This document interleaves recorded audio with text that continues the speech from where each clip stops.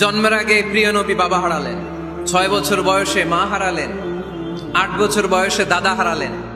এবার আছে শুধু একজন চাচা। এমন চাচা বাবার চেয়েও বেশি আদর করে বিষ্ণু ইসলামকে লালন পালন করলেন। এই আবু তালেবের ভয়ে আবু জাহেল আমার প্রিয় নবীর গায়ে হাত লাগাতে পারে নাই। তার মানে ভালোবাসায় কোনো ভেজাল? ভেজাল আদর্শে। ভেজাল কিসে?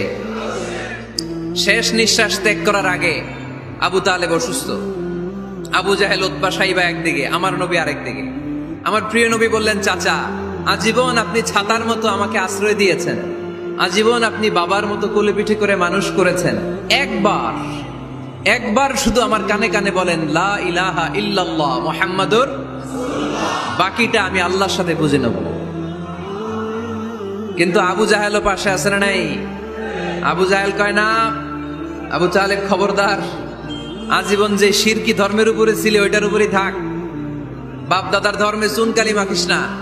একবার আবু তালেব প্রিয় নবীর নুরানি চেহারার দিকে তাকায়, মনে মনে ভাবে এখনই পড়ে ফেলি কালিমা, মুহাম্মদের আদর্শই আমার আদর্শ বানায় ফেলি। আবার যখন আবু জাহেল উতবা সাইবার দিকে তাকায়, মনে মনে ভাবে না, আগের ধর্ম ছাড়তে চাই না। এই দোটানা অবস্থা থেকে শেষ নিঃশ্বাস ত্যাগ করার আগে আবু তালেব এটা বলে মারা গিয়েছে, আলা মিল্লাতি আব্দুল মুত্তালিব, আমি আব্দুল মুত্তালিবের শিরকি ধর্মের উপর থেকে শেষ নিঃশ্বাস ত্যাগ করলাম। তার মানে আল্লাহর দেয়া বিধান অনুযায়ী সে জান্নাতি না জাহান্নামী? শুধু যে নবীরে ভালোবাসছিল কোনো কাজে আসছে? কথা বলেন। তাহলে শুধু ভালোবাসা আমারে বাঁচাতে পারবে না। নবীর ভালোবাসার পাশাপাশি আমার নবীর আদর্শ জীবনে থাকার দরকার আছে না নাই? এজন্য আল্লাহ নবীর পরিচয় দিয়ে বললেন, মুহাম্মাদুর রাসূলুল্লাহি ওয়াল্লাযীনা মাআহু আশিদ্দা।